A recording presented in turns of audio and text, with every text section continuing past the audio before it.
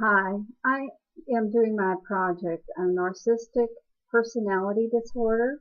My name is Belinda Storey, and I attend Laterno University. This is Dr.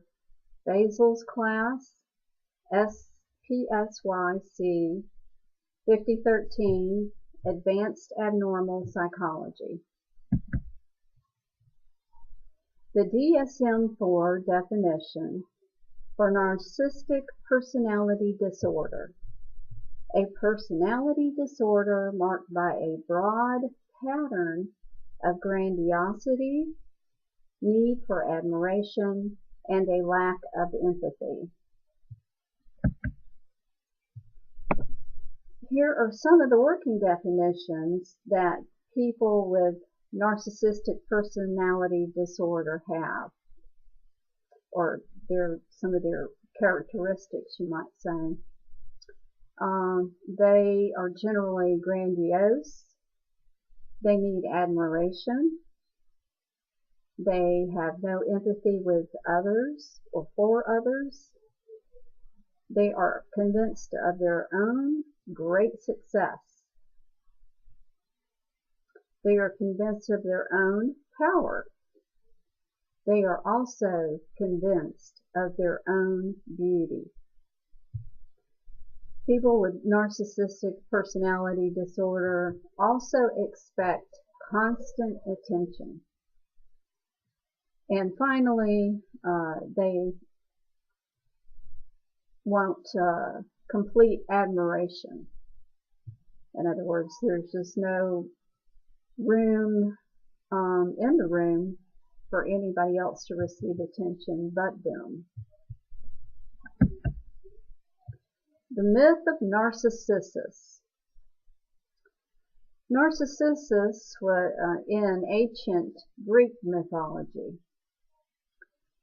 Let's see here. Narcissus was so enraptured by the beauty of his own reflection in a pool that he died of starvation, pining away with longing to possess his own image.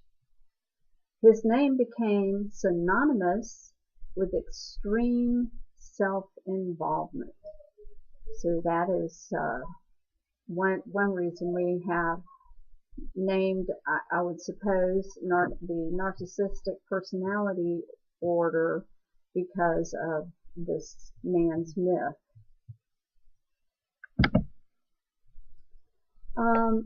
Diagnosis, dimensional approach. The DSM-5 assigns severity levels to personality disorders. And below, I'd like to mention some of the levels that people with the narcissistic personality disorder have. The first level is called no disorder. And this disorder means that somebody with narcissism does not meet actual or sub-threshold criteria for any personality disorder. At a difficulty level, narcissistic people meet sub-threshold criteria for one or several personality disorders. A simple diagnosis would mean that narcissistic people meet criteria for one or more personality disorders within the same cluster. One with a complex level meets criteria for one or more personality disorders within more than one cluster. And finally, somebody that is experiencing a severe disorder would meet criteria for creation of severe disruption to both individual and to society.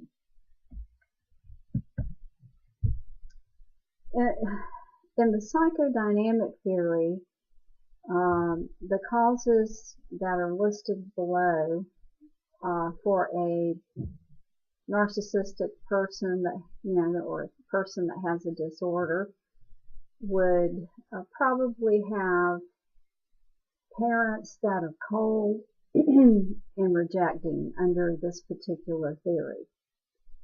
Under psychodynamic theory, it also mentions that people with disorder have a defense mechanism against feeling unsatisfied, rejected, unworthy, and wary of the world. They have an attitude that they are perfect, that they are desirable, and others admire me. Research, however, finds higher risk for development of disorder in children who are abused or lose parents through adoption, divorce, or death. Under the causes for object relations theory, there are psychodynamic therapists who emphasize relationships. A narcissistic disorder, people with this disorder have a grandiose self-image that has a purpose. They are totally self-sufficient, and they feel they have no need for warm relationships because of, obviously, their total self-sufficiency.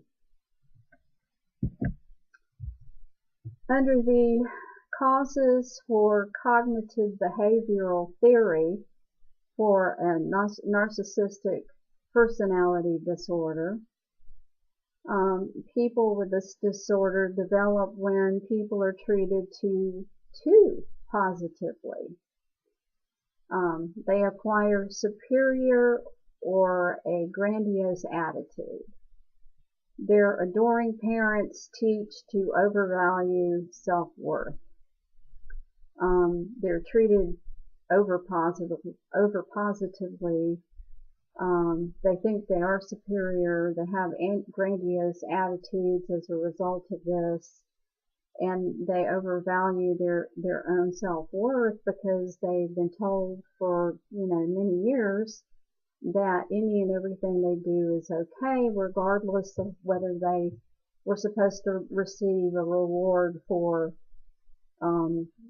whatever they're doing to try and please their parents or not please their parents. They carry this attitude regardless. They feel they themselves are overvalued, and the parents probably do this, teach the children from the time they're children that they are overvalued, and do that for the rest of their lives.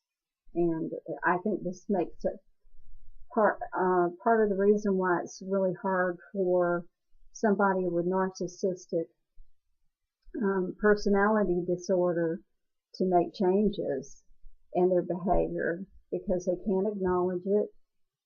They think too well of themselves, and they always have had somebody around telling them how wonderful they are, and it just makes it very difficult to treat them in therapy for these reasons. Causes in a sociocultural theory. The link between narcissistic personality disorder and an era of narcissism in society. Social values break down. Generation of self-centered youth. Encourage self-expression and individualism. Western cultures particularly vulnerable. These are the things that are listed in the socioculture theory that narcissistic personality disorders have in an era of narcissism in society. The causes for a biological theory for narcissistic people that have this disorder are still being investigated for more direct links to narcissism. The narcissistic disorder client, they're thinking may have excessive dopamine producing overactive sense of self-worth, that there might be some kind of link to that, some kind of connection. So that's being looked at, dopamine producing this large sense of self-worth. And they're also looking into possible genetic traits of arrogance and aggression. That falls under one of the causes of biological theory. Some of the treatment aspects are difficult personality patterns to treat. Well, we've already talked about that. You have to acknowledge that you have a problem in order to be able to treat it, and somebody with this disorder has a hard time even acknowledging it. The clients are generally unable to acknowledge any weaknesses they have. They're unable to appreciate the effects of their behaviors on others. They're unable to incorporate feedback. Now, they may seek treatment for other disorders, such as depression,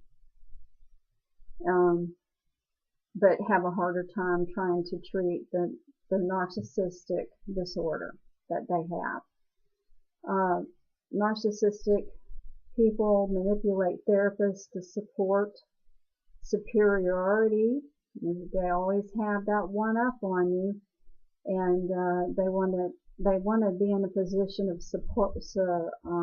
superiority over their therapist. They're manipulating them. So after having read all of this, we now find that there's no clear effective treatment for narcissistic personality disorder. The psychodynamic treatment